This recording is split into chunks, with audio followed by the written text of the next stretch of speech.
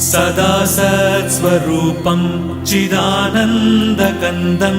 जगत्सम्भवस्थानसंहारहेतुं स्वभक्तेच्छया मानुषं दर्शयन्तम् नमामीश्वरं सद्गुरुं साईनाथं नमामीश्वरं सद्गुरुं साईनाथम् भवद्ध्वान्तविध्वंसमार्ताण्डमीड्यं मनोवागतीतं